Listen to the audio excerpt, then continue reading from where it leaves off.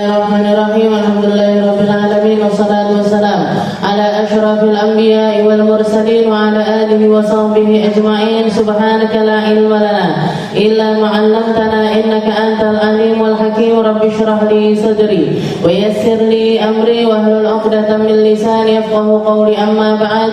Alhamdulillah ala ni'matil Islam, alhamdulillah ala ni'matil iman, wa kafa biha min ni'mah. Allahumma sallimna li Ramadan, sallim Ramadanan lana wa tasallamhu minna mutaqabbala. Allahumma sallimna li Ramadan, sallim Ramadanan lana wa tasallamhu minna mutaqabbala. Allahumma sallimna li Ramadan, sallim Ramadanan lana wa tasallamhu minna mutaqabbala. Alhamdulillah, segala puji bagi Allah Subhanahu wa taala yang memberi kita nikmat Islam iman, memberi kita nikmat sehat sempat, bahkan memberi kita kenikmatan sehingga kita disampaikan di penghujung hari dari bulan yang sangat mulia, yaitu bulan Ramadannya Allah Subhanahu wa taala. Salah satu kenikmatan yang Allah taala berikan kepada hambanya, salah satu perkara yang kalau kita lihat Allah taala tidak menyampaikan kita di akhir-akhir Ramadan kecuali karena Allah taala masih ingin mengampuni kita semua, karena Allah ta'ala masih ingin mengangkat derajat kita semuanya, karena Allah ta'ala masih ingin memberikan banyak kenikmatan-kenikmatan di dalam kehidupan kita. Utamanya adalah kenikmatan untuk menjalani kehidupan sebagai hamba-hamba beriman dengan berpegangan kepada syariat Nabi kita Nabi Muhammad SAW. Alhamdulillah, kita ini mungkin adalah pertemuan terakhir di bulan Ramadan ini. Kita gunakan sebaik mungkin, kita gunakan seindah mungkin, kita gunakan dengan pengharapan-pengharapan yang tertinggi untuk mendapatkan pahala-pahala yang besar di sisi Allah Ta'ala. Karena bahkan nafas di bulan Ramadan gak pernah sama dengan nafas di selain bulan Ramadan. Karena bahkan tarikan serta hembusan nafas kita gak akan pernah sama dengan nanti ketika sudah selesai kita melaksanakan sholat Idul Fitri. Jadi kemuliaannya Ramadan ini kemuliaan waktu. Kemuliaan Ramadan ini adalah kemuliaan masa, dan sesuatu yang berkaitan dengan masa tidak akan pernah bisa kita beli dengan harga berapapun, dengan cara apapun. Ketika Allah Ta'ala ingin mengambilnya, diambil sama Allah Ta'ala. Berapa banyak kabar kematian yang kita dengar di awal Ramadan, dan berapa banyak kabar kematian yang kita dengar di tengah Ramadan. Bahkan berapa banyak kabar kematian yang kita dengar kemarin-kemarin ini. Jadi itu semuanya menunjukkan bahwasanya setiap nafas yang kita tarik serta kita hembus adalah kenikmatan yang luar biasa dari Allah Subhanahu wa ta'ala. Jangan sampai kita masuk ke liang lahat gak bawa amal. Jangan sampai kita masuk ke liang lahat belum menyelesaikan tugas-tugas syariat kita. Jangan sampai kita kembali kepada Allah Ta'ala bawa tanggungan dosa yang banyak, bawa tanggungan kesalahan yang banyak, membawa permasalahan-permasalahan satu sama lain dengan hamba-hamba Allah Ta'ala. Kita benahi kehidupan kita benahi cara pandang kita benahi cara kita bermuamalah dengan orang-orang sekitaran kita. Dan di akhir Ramadan ini kita akan insyaallah menyelesaikan bab tentang zakat. Saya minggu lalu itu sebenarnya galau. Galau, tahu gitu dengan galau. Minggu lalu itu saya galau, saya pengen ngobrol sama Mbak Ira. Mbak Ira ini enaknya minggu depan ini bahas zakat, apa bahas tentang hari raya. Tapi qadarullah nggak ketemu. Maksudnya sisipan terus gitu. Dan saya kalau sudah keluar dari majelis lali kabeh, Bu. Orang saya ini pelupa orangnya. Jadi lupa semuanya sampai saya ngelihat flyernya Mbak Ira keluar ada tulisan bab zakat. Oh, berarti ya wis ngaji zakat aja. Jadi karena memang kemarin masih nanggung di permulaan, kita akan menyelesaikan sesingkat mungkin tentang pembahasan tentang zakat. Karena zakat ini kalau dilihat memang lebih urgent untuk kita pahami, lebih urgent untuk kita ngerti. Kalau tentang kesunnah-sunnahnya hari raya, jenengan pasti insya Allah sudah pada tahu yo. Pokoknya atus, jangan sampai berangkat hari raya nggak mandi. Jadi mandi yang dimaksud di situ yo keramas bu, maksudnya mandi kayak mandi wajib seperti itu. Niatnya adalah sunnah hari raya. Pakai baju yang paling baru. Kalau hari raya Idul Adha pakai baju yang paling bagus. Yang jenengan punya, saya punyanya gaun manten Ustazah, jenengan pakai. Kalau hari raya Idul Adha, jadi pakai bajunya yang terbagus kalau hari raya Idul Adha. Kalau hari raya Idul Fitri sunnahnya yang terbaru. Jadi jilbab yang terbaru, mukena yang terbaru, sajadah yang terbaru, daleman Ustazah, daleman kalau bisa yang baru, pokoknya anyar kabeh. Sunnah sedekah dan lain sebagainya. Kesunahan semacam itu yang sunnah kita lakukan di hari raya Idul Fitri. Tapi kalau zakat ini hukumnya adalah wajib, sesuatu yang gandengannya sama sholat kita. Allah Ta'ala selalu menggandengkan dua perkara ini, aqimus shalah wa atuz zakah, iqamis shalah wa itaiz zakah. Selalu mendirikan sholat plus menunaikan zakat. Kita untuk hubungan kita dengan Allah Ta'ala kita jaga dengan sujud rukuk kita. Sedangkan hubungan kita dengan sesama manusia, dengan sesama kita jaga dengan kita saling memberi, saling memberi. Minimalnya jadi orang memberi itu adalah memperhatikan tentang urusan zakat. Karena kalau masalah memberi hadiah kepada orang yang kaya atau orang yang sudah memiliki harta, itu perasaan yang didapat oleh orang kaya dapat hadiah sama orang miskin dapat makanan pokok itu nggak pernah sama rasanya. Jadi orang miskin, fakir, miskin, ghorim dan lain sebagainya, ketika mereka kebutuhan hariannya itu diberikan, itu rasa gembiranya berkali-kali lipat ketimbang orang kaya dapat hadiah. Orang kaya dapat hadiah atau orang yang mampu dapat hadiah itu kalau hadiahnya nggak besar atau sesuatu yang istimewa, ya senangnya paling mek ngono-ngono tok. Gembiranya itu paling ya cuman seperti itu saja. Tapi kalau orang miskin, dikasih tambelan untuk bisa makan hari itu atau sehari setelahnya, itu senangnya luar biasa. Senangnya luar biasa. Ada beberapa orang yang saya dengar kabarnya, istilahnya saya dengar sendiri dari orang-orang terdekat saya yang mereka itu memang orang nggak punya. Termasuk diantaranya adalah kakek nenek saya. Kakek nenek saya itu dulunya orang yang sangat-sangat nggak punya. Mereka mengatakan kalau sudah masuk bulan Ramadan nggak berani ngunci pintu rumah. Nggak berani ngunci pintu rumah. Kenapa? Takut kalau ada orang mau ater-ater, entah itu zakat atau apa. Takut kalau misalkan ada orang ater-ater, omahnya dikunci, akhirnya balik uangnya. Saking apa? Saking berharapnya mendapatkan 5.000 rupiah, 10.000 rupiah uluran tangan dari orang-orang yang berpunya. Dan ini minimalnya empati kita kepada sesama kita. Minimal kita itu sama sesama, sama orang-orang sekitaran kita atau orang yang kita kenal, mereka itu kesulitan di dalam ekonominya, minimalnya setahun sekali kita itu ngulurkan tangan kita dengan cara berzakat. Jadi urusan zakat ini harus beres. Sebelum jenengan sedekah, sebelum jenengan memberi hadiah, sebelum jenengan wakaf, sebelum jenengan jariyah dan lain sebagainya, urusan zakat ini harus beres dulu. Karena sama halnya semacam orang perbedaan antara sholat wajib dengan sholat sunnah, gak bisa disamakan. Jenengan sholat duha 1000 rakaat sekalipun, Lek enggak sholat duhur, percuma Bu. Nggih. Sholat duhanya, saya sholat duha berapa? 1000 rakaat. Duhurane tak ngelitak ae. Jadi kenapa kok nggak bisa disamakan? Karena duhur ini adalah sholat wajib, duha sholat sunnah. Nggih. Sedekah juga semacam itu. Sedekah juga semacam itu. Zakat ini hukumnya wajib. Setara sholat subuh, duhur, asar, maghrib, isya.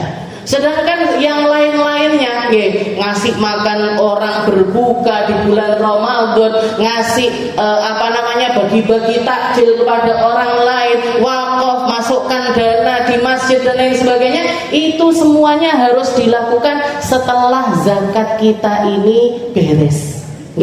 Berarti diberesi dhisik zakatnya. Kita bereskan dulu zakat kita.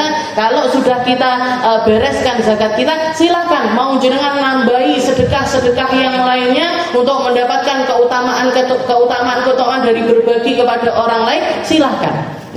Dan Sayyidina Zaid bin Harithah meriwayatkan, beliau mengatakan kana Nabi sallallahu alaihi wasallam ajwadun nas wa ajwadu ma yakunu fi Ramadan.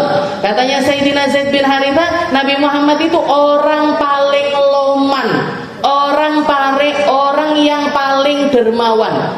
Yang dimaksud orang dermawan ini gimana? Kalau di dalam bahasa Arab itu ada kalimat jadatis sama.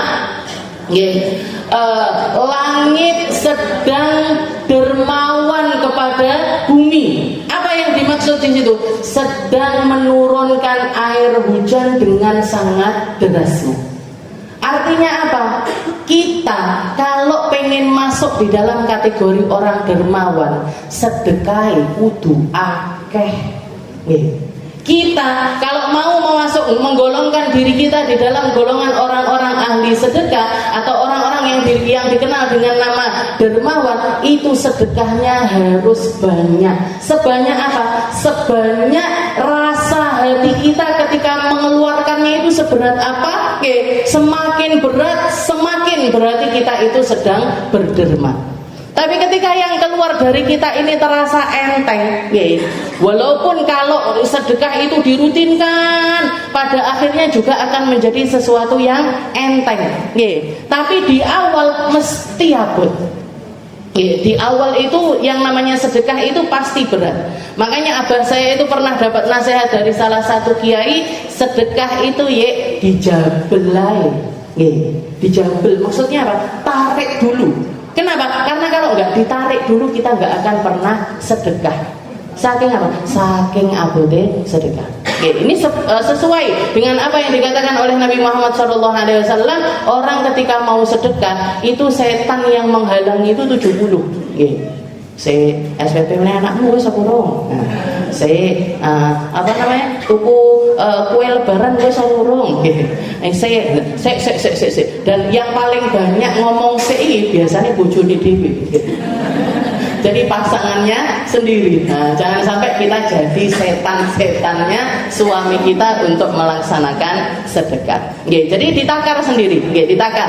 Jadi yang namanya sedekah itu ada aturan-aturannya. Yang paling ketat aturannya adalah zakat. Kalau untuk sedekah yang lainnya Allah Ta'ala membebaskan. Jangan mau ngasih hadiah atau akikoh misalkan, ada kesunahan kita berbagi berupa daging. Seperti ketika akikoh ataupun juga ketika hari raya Idul Adha, itu lebih fleksibel. Nggak harus diberikan kepada fakir, miskin ataupun 8 asnaf, ini nggak harus diberikan sampai ke orang kaya pun juga nggak masalah. Jadi kalau akikoh ataupun juga korban hari raya Idul Adha ini bebas, silakan mau diberikan kepada siapa, kecuali kalau dinadarkan. Kalau dinadarkan maka harus sesuai dengan nadarnya. Harus sesuai dengan nadarnya. Dan orang yang melaksanakan akikoh atau korban itu nggak boleh ngambil sedikit pun dari daging tersebut. Kenapa? Karena dinadarkan. Kalau nggak dinadarkan maka silahkan. Bahkan sunnah untuk kita ngambil berkah dari daging korban yang kita korbankan.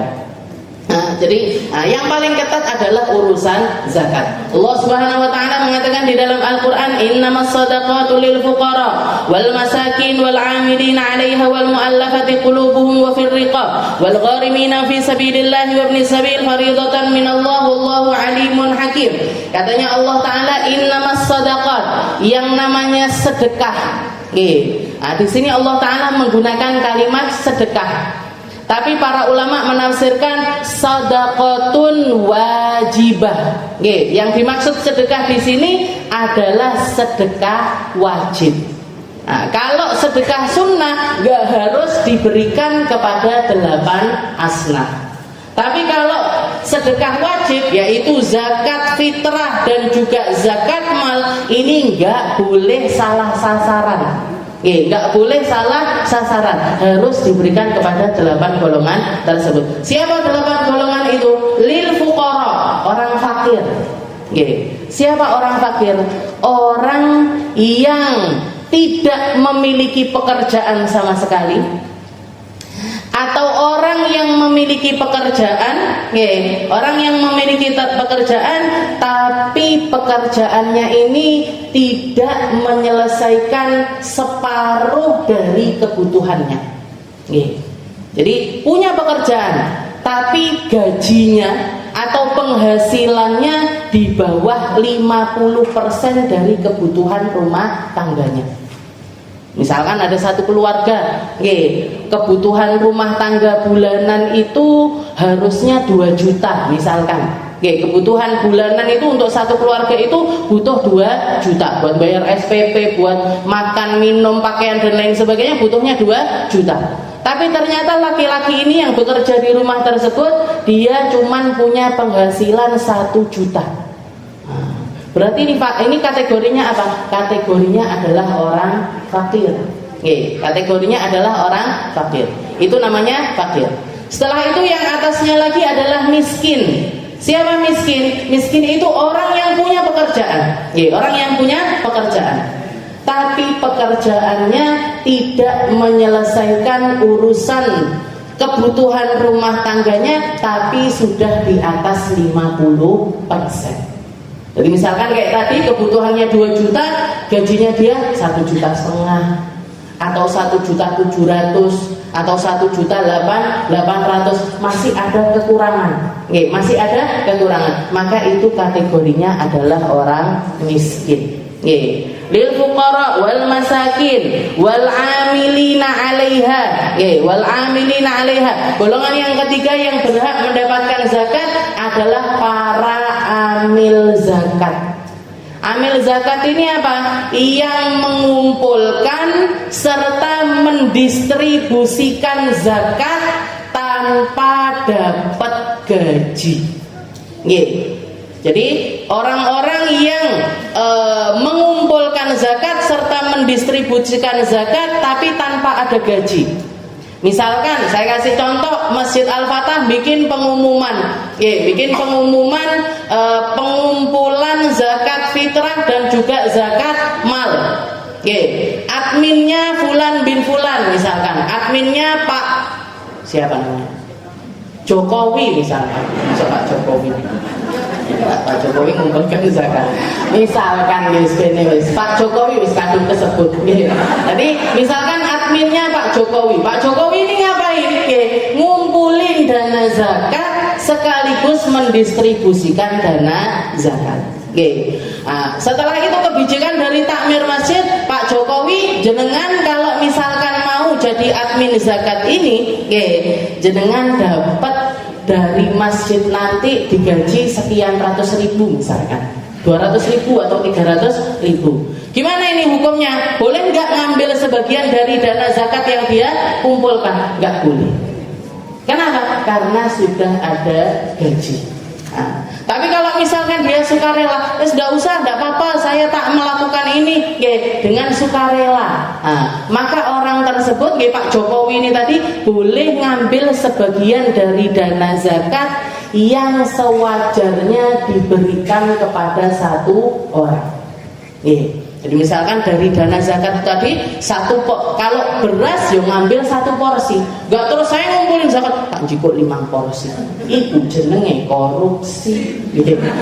Nah, jadi ngambil 1 porsi zakat untuk dirinya, atau kalau zakat mal ya porsi berapa yang dibagikan rata-rata ke orang, ya berapa ya, per orang dapatnya 100.000, ya sudah dia ngambil 100.000, untuk dirinya sendiri, meskipun dia orang kaya sekalipun, kalau dia menjadi admin zakat maka boleh ngambil sebagian dari dana zakat tersebut. Ini yang namanya wal amilina 'alaiha.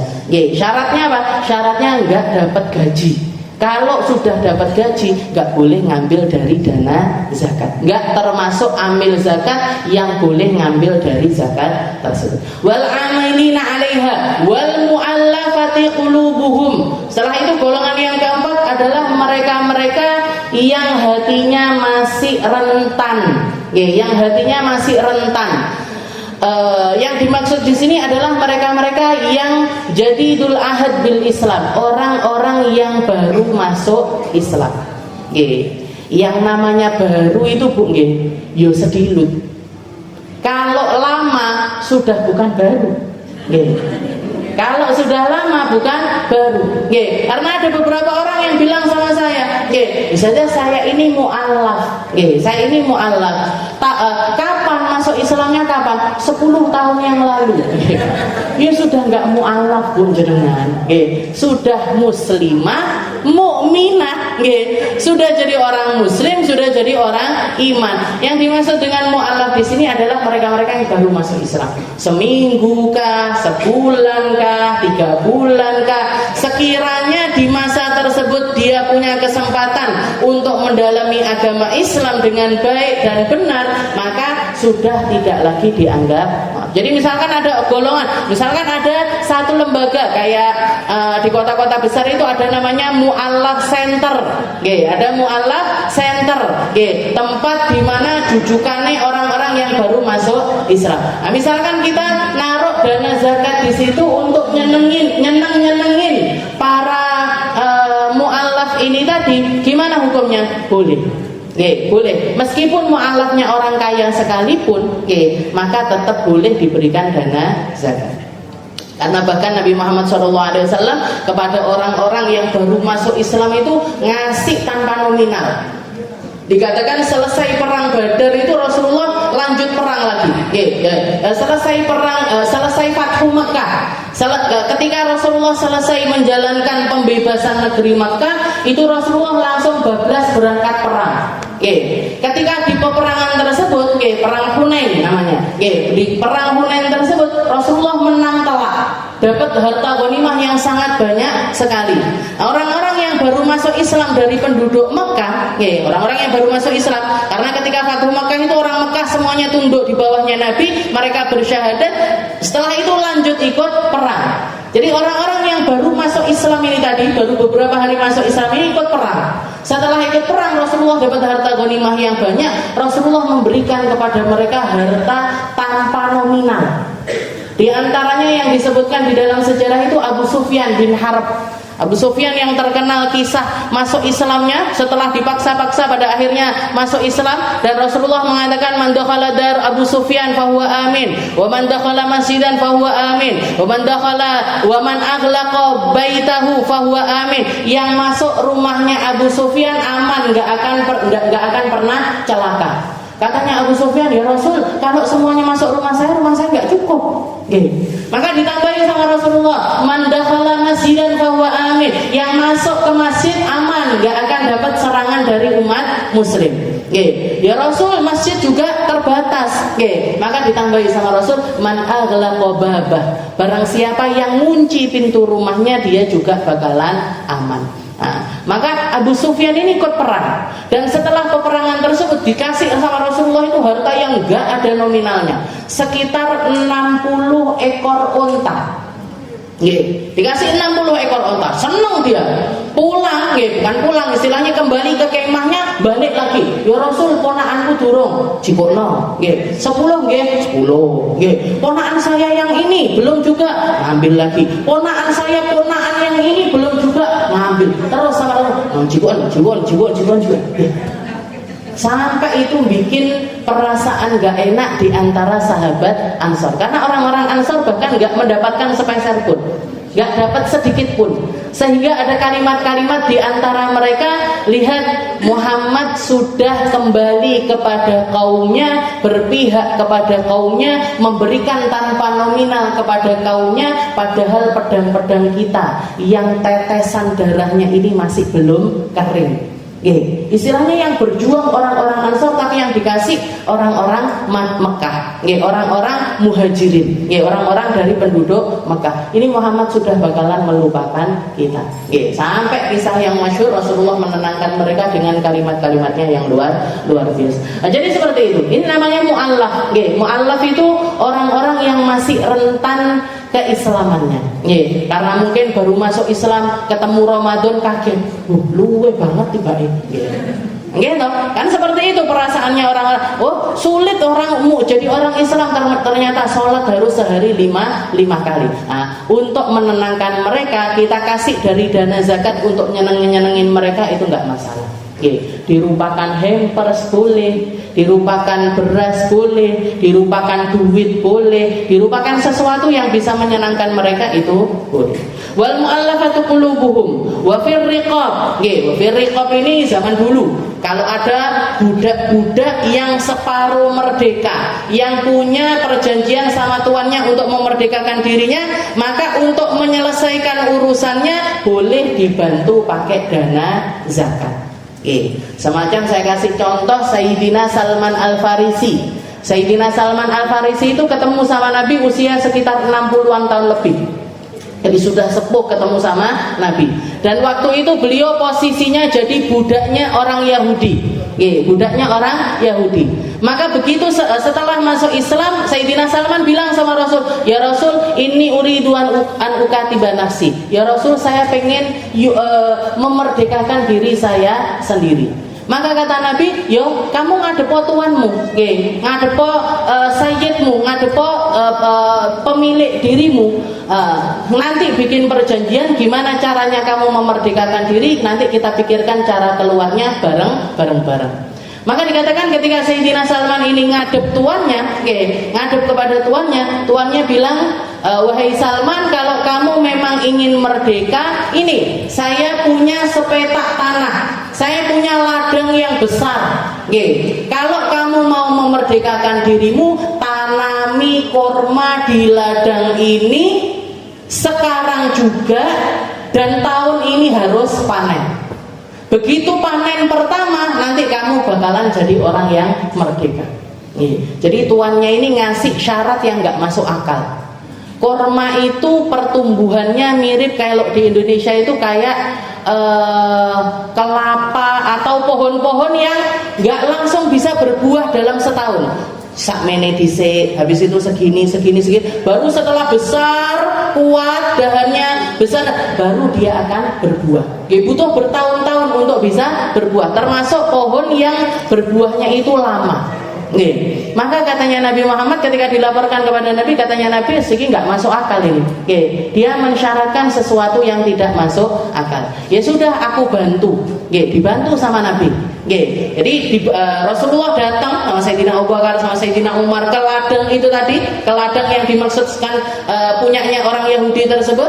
Dikatakan sudah disediakan tunas-tunasnya atau bibit dari korma itu sudah disiapkan, ada 100 bibit. Nah ini ladangnya juga sudah ready untuk ditanami. Setelah itu Rasulullah mengatakan, saya sendiri yang akan menanam di tempat ini, jangan ada yang ngewangi, jangan ada yang bantu. Maka Rasulullah nanam satu persatu, ditaruh, dipendem, ditaruh, dipendem, terus sampai 100 pohon. Dikatakan waktu itu Sayyidina Umar mesak nih, ya Rasulullah keringat-keringatan sampai nanam itu sendiri dan gak mau dibantuin siapapun. Katanya Sayyidina Umar, beliau nyolong satu tunas, pergi ke pojokan, ditanam.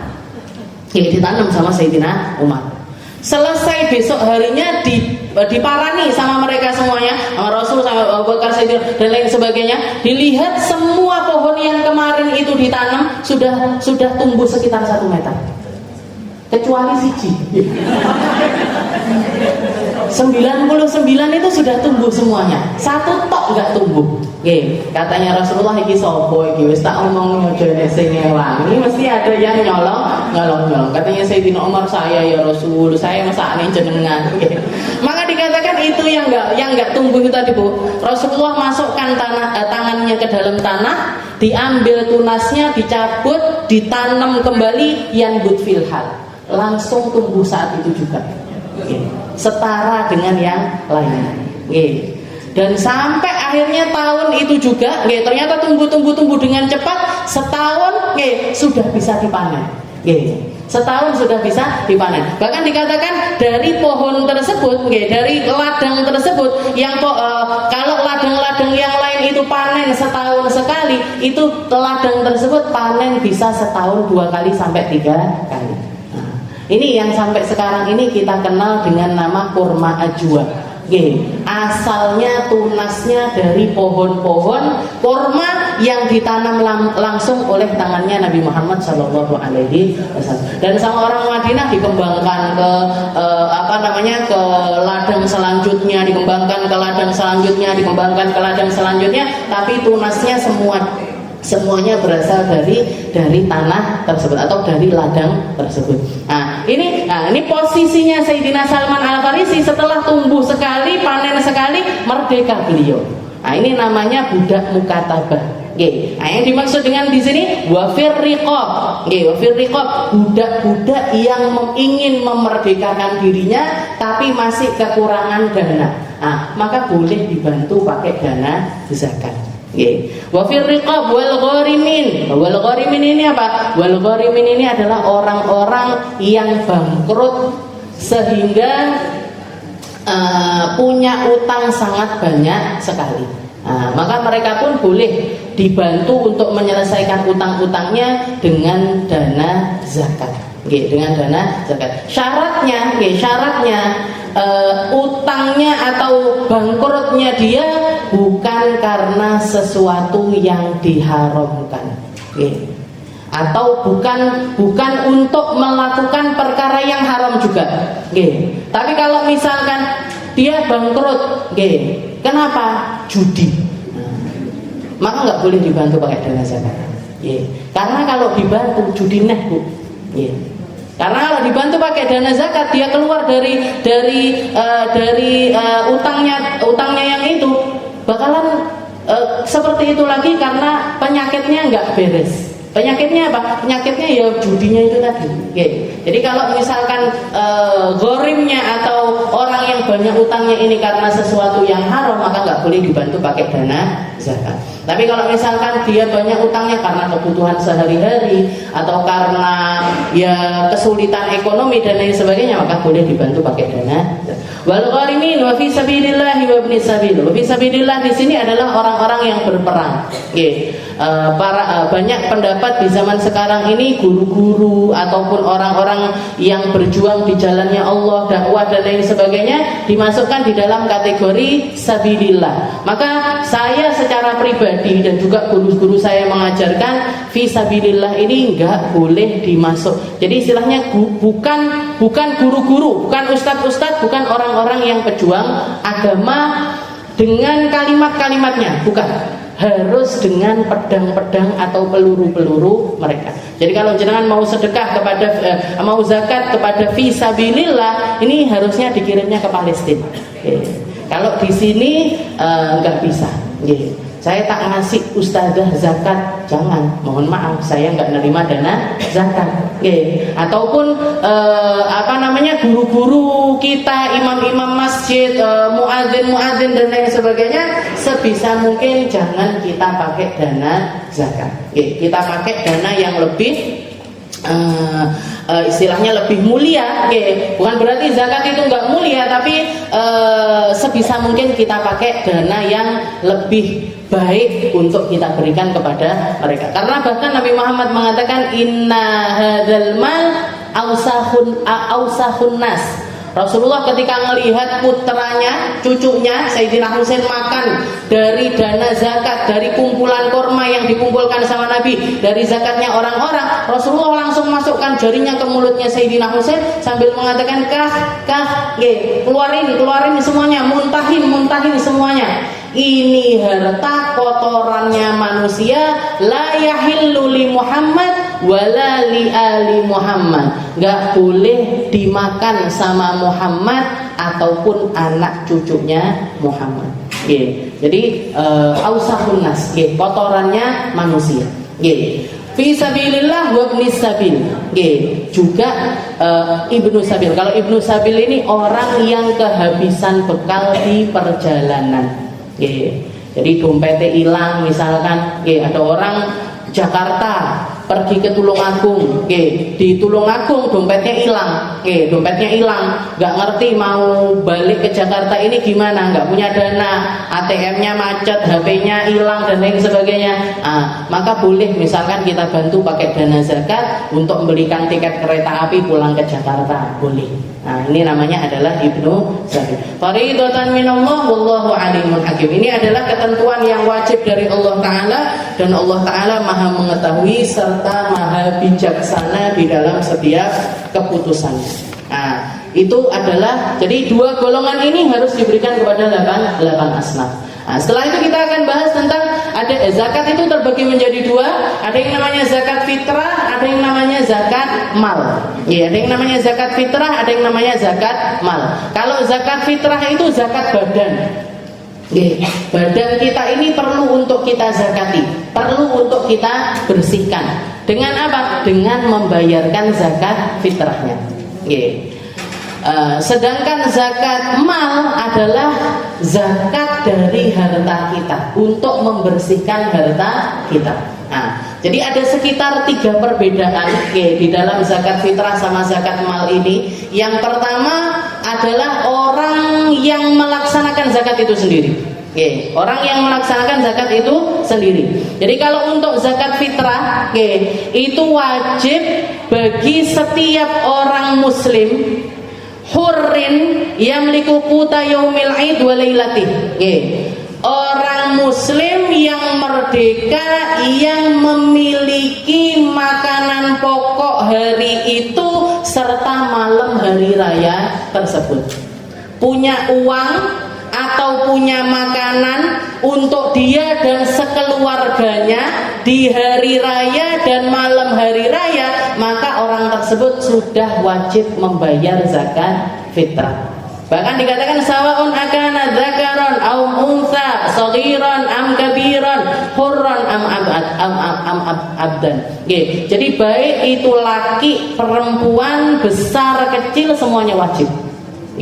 Bayi yang baru lahir, jadi misalkan ada bayi lahir malam hari raya, besoknya hari raya bayi itu lahir, dikasih nama Idul Fitri. Kasih nama Idul Fitri buat nengeri kamu lahirmu malam hari raya. Ini gimana ini? Wajib zakat fitrah apa enggak? Wajib. Wajib untuk dibayarkan zakat fitrahnya kalau orang tuanya punya makanan di hari tersebut atau malam hari tersebut. Jadi setiap orang wajib zakat fitrah ini, wajib semuanya. Nggak ada yang nggak wajib. Bahkan istilahnya orang-orang yang berkekurangan sekalipun, orang fakir, orang miskin, tapi kok masih ada makanan untuk hari tersebut, maka wajib untuk membayarkan zakat. Tinggal dilihat, ini makanan ini cukup untuk berapa orang? Oh, anggota keluarga saya 5 orang. Saya punya makanan untuk hari tersebut jatah untuk 6 orang. Berarti apa? Berarti dia cuma bisa bayar untuk 1 orang, nggak bisa bayar untuk semuanya. Kalau bayar untuk semuanya entek, nggak ada makanan lagi untuk hari tersebut. Maka siapa ini yang wajib dibayarkan? Wajib dibayarkan untuk kepala rumah tangga tersebut. Bapak etok sing zakat berarti yang wajib. Oh, ada kelebihan 2, berarti bapak sama istrinya. Oh, ada kelebihan 3, bapak, istri sama anak pertamanya. Terus seperti itu. Jadi kalau seberapa yang bisa dia keluarkan, setara itu dia wajib untuk mengeluarkan. Kalau dia bisa mengeluarkan untuk semuanya, maka wajib untuk mengeluarkan bagi seluruh anggota keluarga tersebut. Jadi kalau untuk zakat fitrah ini semua orang muslim yang ketemu sama bulan Ramadan wajib untuk membayar zakat fitrah. Kalau untuk zakat mal, itu wajib bagi mereka yang memiliki harta dan total harta ini tadi ketika ditotal lebih dari 85 gram emas. Tinggal jenengan kalikan, sekarang 1 gramnya sekitar 3 jutaan, tinggal sekitar 3 jutaan, berarti ya 3 juta kali 85. Kalau 100 juta atau 100 sekian juta, nah kalau punya uang sekian itu tadi, punya harta yang setara itu, maka berarti dia sudah wajib untuk membayarkan zakat mal. Tapi kalau di total ternyata masih kurang dari itu, total hartanya ini nggak sampai 85 gram emas, maka dia tidak wajib untuk membayar zakat harta. Nah itu bedanya zakat fitrah sama zakat mal. Orangnya, personnya. Setelah itu yang kedua adalah kadarnya. Berapa kadar yang wajib dikeluarkan? Kalau untuk zakat fitrah itu sekitar 1 sok. 1 sok itu 4 mud. 4 mud itu kalau di timbangan kita sekitar 2,75 kilo beras. Atau kalau makanan pokoknya kentang ya 2,75 kilo kentang. Kalau makanan pokoknya jagung ya jagung. Kalau makanan pokoknya gandum ya gandum. Pokoknya 2,75. 2,75. Jadi 1 mud itu sekitar 7 ons. Sekitar 7 ons. Jadi kalau dikalikan 4 ya berarti sekitar 2,8 sekian. Kalau mau dibulatkan jadi 3 kilo, maka itu menjadi sesuatu yang lebih baik. Jadi semakin besar nominalnya semakin baik. Semakin banyak atau istilahnya kehati-hatian kita di dalam membayar itu semakin baik. Jadi kadarnya untuk zakat fitrah itu yang wajib 2,75 kilo. Kalau mau dibulatkan jadi 3 kilo silahkan. Atau yang setara dengan para ulama, Imam Malik, Imam Syafi'i, nah itu sebenarnya wajib keluarnya pakai makanan pokok. Yang membolehkan membayar dengan nakdan, pakai duit atau diganti pakai duit, itu di madhabnya Imam Hanafi. Di madhabnya Imam Hanafi. Kalau memang kebutuhan orang zaman sekarang ini lebih bermanfaat diberikan pakai duit, maka boleh diberikan pakai duit. Bisa diganti dengan uang. Kadarnya sekitar 1 sok. Nah, kalau untuk zakat mal, kadarnya adalah 2,5%. Jadi 1/4 dari 10. Rubu' musyur kalau di dalam bahasa Arab itu. Rubu' musyur 1/4 dari 10%. 1/4 dari 10. Jadi kalau kita persentasenya gampangnya 2,5% dari keseluruhan harta kita. Jadi jenengan total semua harta di rekening berapa? Perhiasan yang nggak dipakai sehari-hari berapa? Aset yang diputer berapa? Kalau punya toko atau punya dagangan, kira-kira rata-rata dagangan saya ini nominalnya berapa? Kalau di total semuanya kok melebihi nisab, melebihi 85 gram emas, maka berarti 2,5%-nya harus kita keluarkan. Tapi kalau masih di bawah itu, saya sebenarnya punya uang saja 100 juta misalkan. Saya punya, kalau di total semuanya saya punya uang 100 juta. Tapi yang 20 juta ini diutang sama tetangga saya misalkan. Dan saya nggak ngerti bakalan dibayar apa enggak. Maka kalau misalkan kemungkinan untuk membayarnya itu besar, maka wajib kita untuk membayarkan zakatnya. Maksudnya dimasukkan ke nominal kita, setelah itu dibayarkan zakatnya. Tapi kalau misalkan rezeki wong iki meluntir terus, nggih, ditagih lari-larian terus, nggih, capek saya nagihnya. Nah, maka kalau kita sudah putus asa untuk istilahnya untuk mendapatkan harta tersebut, maka enggak perlu dimasukkan dana kita, enggak perlu dimasukkan total harta kita. Jadi semuanya 2,5% dari harta kita. Setelah itu yang ketiga adalah dibayarkannya. Kapan waktu pembayarannya? Kalau untuk zakat fitrah, itu jenengan sudah bisa membayarkannya mulai dari hari pertama bulan Ramadan. Mulai dari hari pertama bulan Ramadan. Sampai kapan? Sampai sebelum berangkat sholat Id. Sampai sebelum berangkat sholat Id. Walaupun ada sebagian ulama yang membolehkan membayarkannya setelah sholat Id, tapi harus ada alasan tertentu. Kayak misalkan jenengan ini zakat fitrah, zakat fitrah keluarga saya mau saya berikan kepada orang miskin yang soleh sekali, orang miskin yang soleh sekali, orang miskin sekaligus tukang adzan di rumah saya misalkan gitu. Tapi ternyata orangnya ini, orang yang mau nerima ini tadi, ternyata dia lagi keluar kota, mudik lebaran. Mudik lebaran. Dia ngabari saya nanti datangnya sekitar jam 10 pagi. Jam 10 pagi kan berarti sudah bubaran sholat Id. Tapi kita pengen zakat fitrah kita ini nyampe ke bapak yang kita maksud itu tadi. Gimana hukumnya? Boleh. Boleh diakhirkan, tapi harus ada alasan tertentu. Alasan tertentunya di sini limaslahatin kantidori qaribin au faqirin soleh. Untuk menunggu orang fakir yang soleh atau orang fakir yang masih kerabat kita. Orang fakir yang masih kerabat kita, maka itu boleh diakhirkan sampai selesai sholat Id. Tapi ya afdolnya, kalau mau hati-hati, paling afdolnya ya sebelum berangkat sholat Id. Jadi waktunya mau sepanjang Ramadan. Kalau untuk zakat fitrah itu sepanjang Ramadan kita bisa membayar. Kalau untuk zakat mal,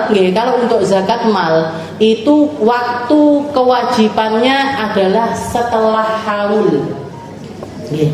Setelah haul ini apa? Setelah berputar setahun. Dihitung dari waktu kita bekerja, bukan dihitung dari terkumpulnya dana kita, bukan. Dihitung dari awal pertama kita bekerja. Jenengan misalkan baru buka usaha di bulan Ramadan. Bulan Ramadan kita pas rame-rame aku tak dodolan pecel nang ngarep omah misalkan.